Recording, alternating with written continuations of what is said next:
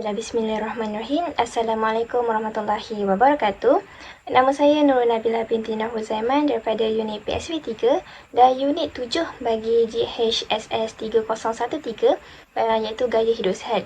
Baiklah, pada hari ini saya ingin membentangkan berkaitan dengan tugasan 2 iaitu pembentangan yang berdasarkan kepada penulisan ilmiah iaitu bagi tugasan 1. Okey, pensyarah saya adalah Dr. Umar Azlan bin Wan Ismail. Baiklah, terdapat 3 isi kandungan yang ingin saya nyatakan dalam pembentangan ini, iaitu yang pertama adalah berkaitan dengan pengenalan bagi gaya hidup sihat ini. Yang kedua ialah pengambilan makanan dan minuman yang bergula tinggi tanpa terkawal. Yang ketiga ialah penyakit hipokinetik dalam kalangan masyarakat madani. Dan yang keempat ialah pertambahan jumlah perokok, iaitu sama ada perokok aktif ataupun perokok pasif. Baiklah, sedikit pengenalan berkaitan dengan gaya hidup sihat ini. Baiklah, gaya hidup sihat ini boleh dikatakan sebagai aktiviti, pendekatan ataupun amalan yang sama ada ianya melibatkan fizikal ataupun spiritual yang dapat merangsang diri secara fizikal ataupun secara kerohanian, dan yang mana aktiviti ini secara tidak langsung menyumbang kepada kestabilan fizikal dan juga mental seseorang individu. Dan gaya hidup sihat ini tidaklah semestinya berkaitan dengan aktiviti seperti aktiviti riadah ataupun mengamalkan pemakanan yang seimbang. Malah amalan kerohanian dan juga keagamaan yang mana terdiri seperti daripada elemen nilai-nilai murni juga dikategorikan sebagai gaya hidup sihat.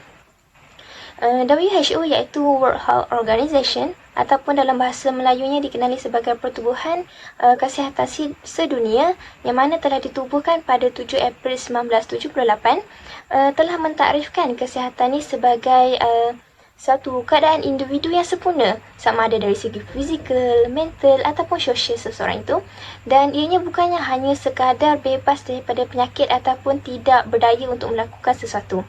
Dan menurut Syafiah Iklimah Muhammad Nazri pada 2020 telah menyatakan terdapat 4 elemen gaya hidup sihat yang perlu diberikan penekanan, iaitu yang pertama adalah dari aspek pemakanan, yang kedua adalah dari segi kesihatan fizikal, yang ketiga adalah kesejahteraan keagamaan, dan yang keempat adalah dari segi kesihatan mental.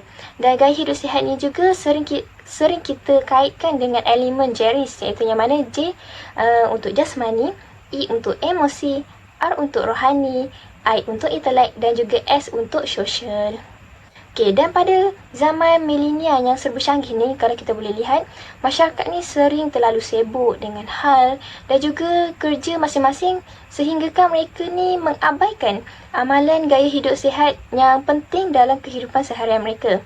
Dan disebabkan kurangnya amalan gaya hidup sihat dalam kehidupan seharian ini, ianya menjurus kepada munculnya beberapa isu yang berkaitan dengan gaya hidup sihat ini yang perlu kita ketahui dan titik beratkan. Baiklah, di sini terdapat 3 isu gaya hidup sihat yang ingin saya bentangkan, iaitu isu yang pertama adalah berkaitan dengan pengambilan makanan dan minuman yang bergula tanpa terkawal. Yang kedua adalah penyakit hipokinetik dalam kalangan masyarakat madani, dan yang ketiga adalah pertambahan jumlah perokok, iaitu dari segi perokok aktif dan juga perokok pasif. Baiklah, kita pergi kepada isu yang pertama, iaitu pengambilan makanan dan minuman bergula tinggi tanpa terkawal. Baiklah, sedikit pengenalan pengambilan gula ni. Menurut WHO iaitu World Health Organization tadi, pihak mereka menyarankan pengambilan gula tambahan mestilah tidak melebihi 10% daripada jumlah tenaga harian. Dan dianggarkan bagi orang dewasa ni, purata bagi pengambilan gula tambahan yang disarankan adalah mestilah tidak melebihi 10 sudu teh sehari, iaitu yang bersamaan dengan 50 gram. 10 sudu teh tidak sama dengan 10 sudu makan. Dan kandungan gula kita boleh lihat pada zaman sekarang ni, kebanyakan makanan terdiri daripada kandungan gula yang berlebihan, terutama sekali makanan-makanan yang viral ataupun makanan-makanan yang boleh dikatakan semakin terkenal ataupun fast food yang banyak menggunakan dan mengambil pengambilan gula yang agak tinggi. Sebagai contoh, macam yang kita boleh lihat sekarang, minuman bubble tea yang boleh dikatakan sebagai salah satu minuman yang agak terkenal, terutama sekali dalam kalangan remaja zaman sekarang. Dan dianggarkan segelas air minuman air bubble tea ini mengandungi kandungan gula yang agak tinggi, iaitu dianggarkan sebanyak 8 hingga 20 sudu teh gula, iaitu bersamaan dengan 92 gram. Bayangkan, agak tinggi berbanding dengan saranan yang telah diberikan oleh WHO tadi. Dan sebenarnya anggaran minuman air bubble tea ini, kandungan gulanya dia katakan 3 kali ganda lebih tinggi daripada kandungan gula yang terdapat dalam 320 ml Coca-Cola. Bayangkan, air Coca-Cola yang berjumlah 320 ml itu memang tidak disarankan untuk minum kerana kandungan gulanya agak tinggi. Ini kan pula bubble tea yang mempunyai kandungan gula yang agak tinggi, iaitu sebanyak 3 kali ganda kandungan gula berbanding dengan 320 ml air Coca-Cola itu tadi. Dan disebabkan pengambilan gula yang agak berlebihan ini sebenarnya akan menghasilkan ataupun pengambilan tenaganya akan menjadi lebih berlebihan dalam jangka masa yang panjang, dan jika tidak digunakannya, ini akan menjurus kepada masalah obesiti.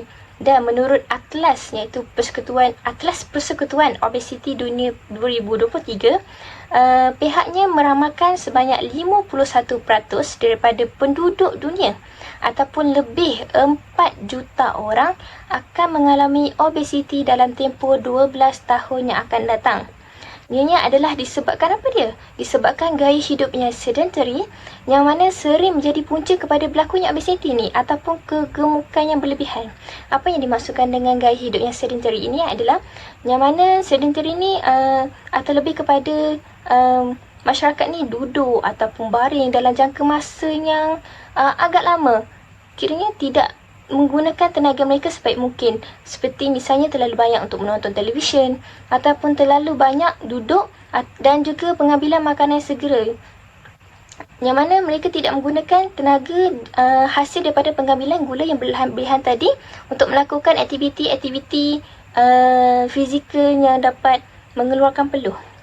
Dan statistik pada tahun 2022 menyatakan lebih separuh populasi dewasa Malaysia, iaitu 1 daripada 2 orang, yang mana bersamaan dengan 50.1%, penghidap obesiti ataupun berlebihan berat badan, yang mana ianya adalah berdasarkan kepada tinjauan kebangsaan kesihatan dan juga morbidity, iaitu NHMS 2019, yang mana sekaligus ianya menunjukkan berlakunya peningkatan daripada NHMS 2016, yang mana menunjukkan 47.7%. Okey, dan bila kita boleh nampak pada gajah rajahnya tertera, bahayanya gula yang berlebihan ni sebenarnya, gula yang berlebihan ni secara tidak langsung meningkatkan berat badan seperti yang dikatakan tadi, iaitu obesiti. Juga boleh menyebabkan diabetes, darah tinggi, sakit jantung, hati berlemak, gout, ketagihan makanan tinggi bergula, gigi berlubang, hilang penglihatan dan banyak lagi kesan ataupun kesan daripada pengambilan gula yang berlebihan ini. Dan boleh kita nampak sekarang ni, kebanyakan kanak-kanak juga mengamalkan pengambilan gula yang berlebihan.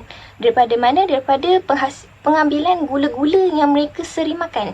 Okay, dan bahayanya pengambilan gula pada kanak-kanak ni boleh menyebabkan berlakunya kerosakan ataupun berlaku kerosakan dari segi bahagian otak mereka, gigi, diri rasa, kemudian pengambilan makanan sihat dan juga tingkah laku, seperti yang tertera pada rajah berikut, yang mana dari segi otak mungkin menyebabkan ketagihan gula dan juga mengidam lebih banyak gula.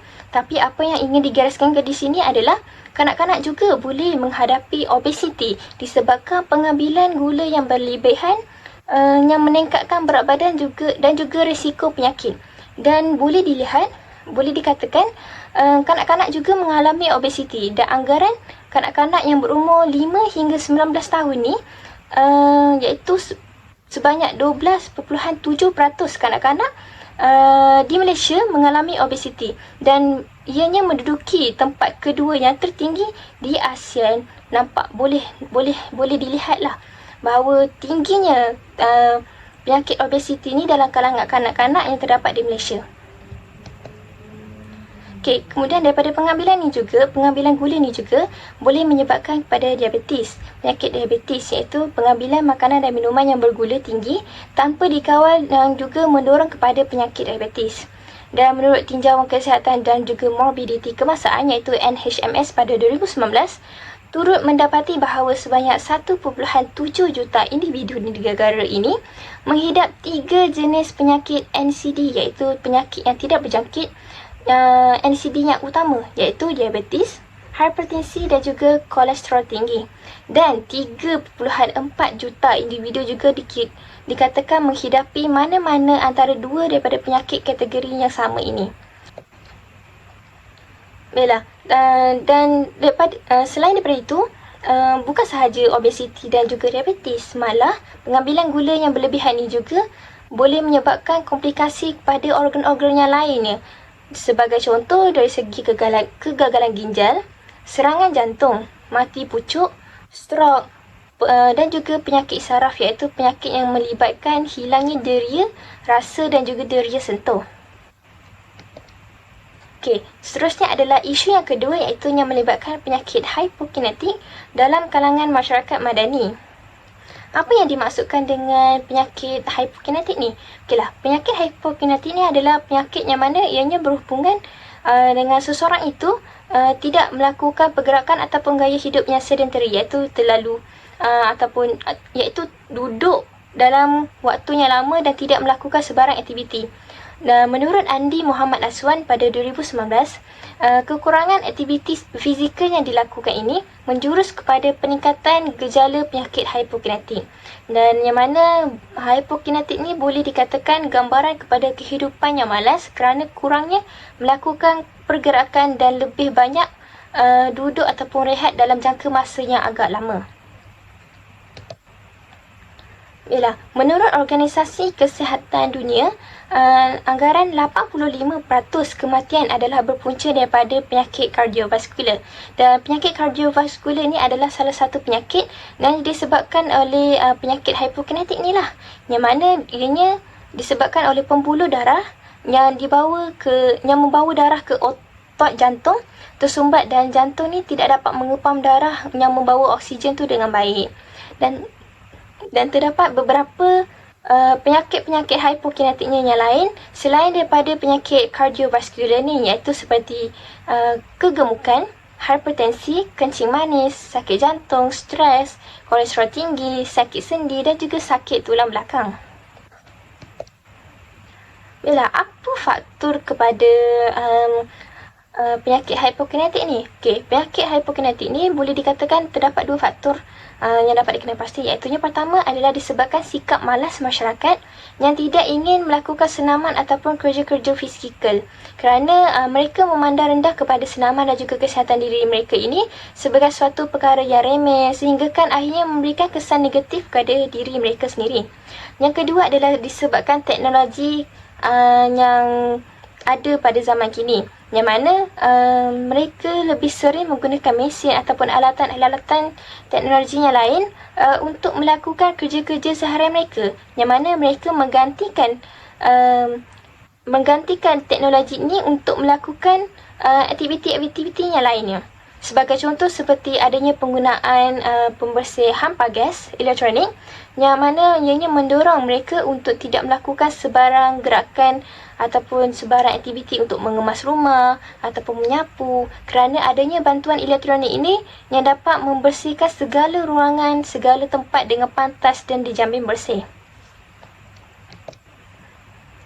Terdapat disebabkan adanya penyakit hypokinetik ini, ianya sebenarnya dapat diatasi dengan baik, iaitu dengan cara adalah dengan melakukan senaman secara sistematik, iaitu sekurang-kurangnya 150 minit seminggu untuk kekal sihat, yang mana ianya dilakukan bagi memastikan tubuh badan ini sentiasa aktif dan tidak hanya duduk dalam jangka masa yang lama tanpa melakukan sebarang aktiviti. Kemudian dengan melakukan aktiviti-aktiviti fizikal secara teratur bagi memastikan setiap anggota badan ini dapat bergerak secara aktif dan berpeluh, mengeluarkan peluh dengan sihat. Dan kemudian adalah dengan melakukan pergerakan badan dan juga menggunakan tenaga dalam kehidupan seharian, yang mana ianya menjadi kunci utama untuk mengelakkan diri daripada menghidap penyakit hipokinetik ini. Dan ianya melakukan aktiviti ini tidaklah semestinya tidak kiralah sama ada ia yang melalui bekerja, berekreasi ataupun bersenam dan juga bersukan. Okey, baiklah. Dan isu yang terakhir iaitu isu yang ketiga adalah melibatkan pertambahan jumlah perokok yang sama ada perokok aktif ataupun perokok pasif. Baiklah, terdapat dua kategori perokok ini iaitu perokok aktif dan juga perokok pasif. Apa dia perokok aktif dan pasif ni? Baiklah, perokok aktif ni adalah mereka yang merokok. Mereka yang merokok secara langsung. Manakala perokok pasif pula adalah mereka yang tidak merokok tetapi menghidu ataupun menyedut asap rokok yang dihasilkan oleh perokok aktif tanpa mereka sedari. Bila daripada aktiviti merokok tu, sebenarnya merokok ni boleh dikatakan sebagai salah satu penyumbang yang agak besarlah daripada 4 kumpulan penyakit utama yang tidak berjangkit, yang mana ianya berkaitan dengan perubahan gaya hidup sihat. Dan 4 kumpulan utama penyakit tersebut adalah penyakit yang terdiri daripada masalah kardiovaskular iaitu masalah jantung, kemudian pelbagai jenis kanser, penyakit yang berkaitan dengan paru-paru dan juga diabetes. Penyakit kardiovaskular ini iaitu mana penyakit yang melibatkan jantung sebenarnya telah menjadi salah satu punca utama kematian di dunia yang disebabkan penggunaan tembakau melalui aktiviti merokok ni, yang mana ianya berupaya meningkatkan risiko dari segi penyakit jantung dan strok sebanyak 2 hingga 4 kali ganda. Okey, penyebab utama kanser. Rokok ni juga sebenarnya boleh dikatakan sebagai salah satu penyebab utama berlakunya kanser, terutama sekali kanser paru-paru yang sering dikaitkan dengan tabiat merokok ni lah.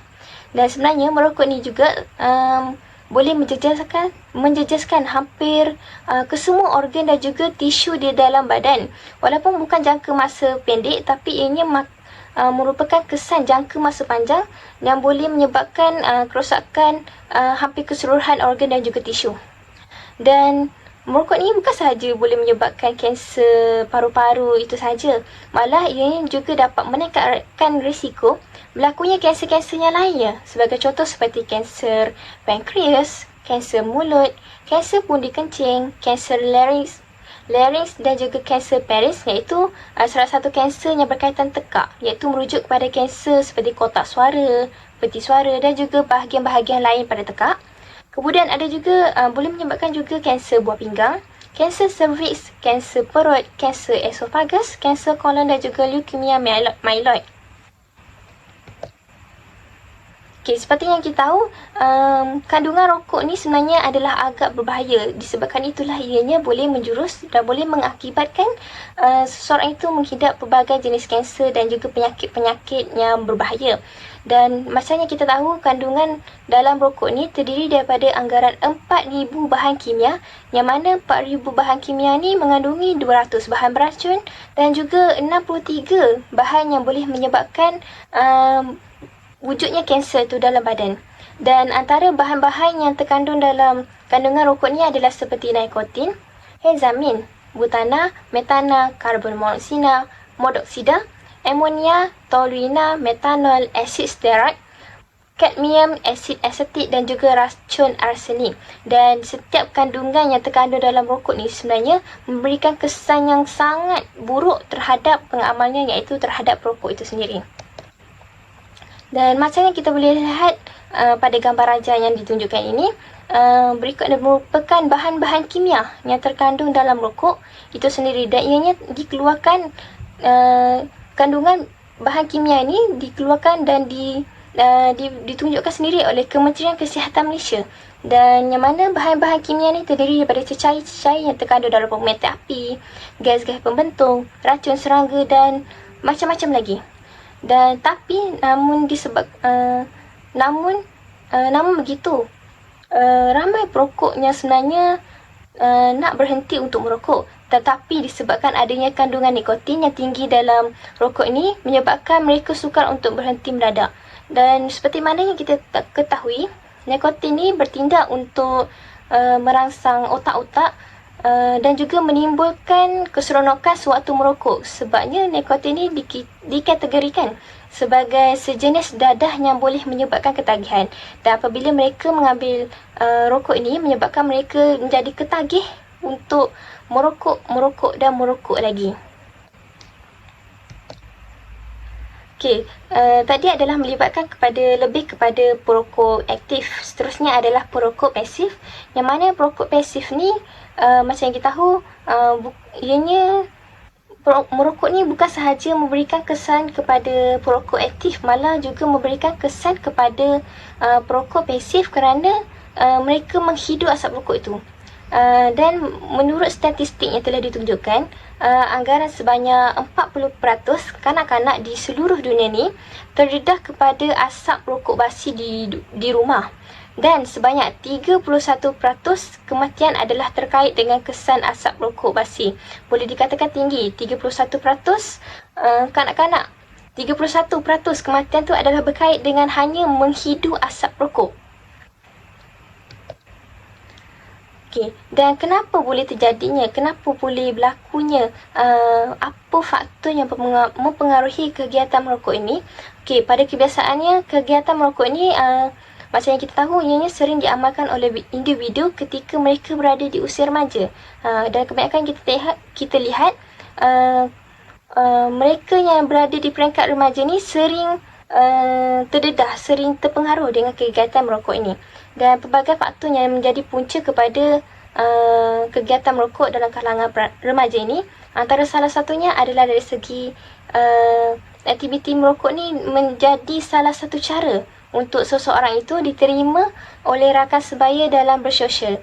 Kiranya dengan cara merokok ini, mereka dapat bergabung ataupun mereka dapat sama-sama bersosial dalam satu kumpulan yang mereka kendaki.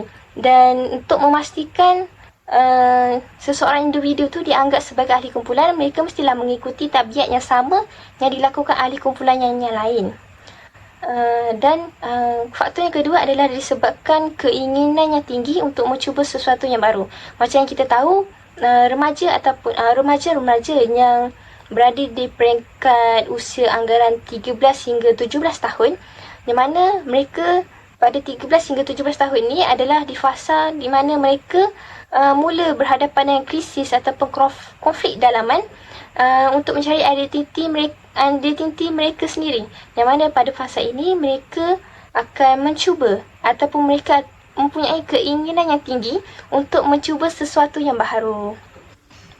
Kemudian, selain daripada faktor-faktor tadi, ada juga 3 faktor yang lain, iaitu dari segi faktor psikologi, faktor biologi dan juga faktor persekitaran. Yang mana faktor psikologi ini adalah melibatkan yang mana mereka mengambil rokok ini sebagai salah satu cara untuk mendapatkan ketenangan daripada tekanan yang dihadapi, untuk menghilangkan rasa kebosanan, juga menjadi simbol kepada ketampanan dan juga kegagahan mereka.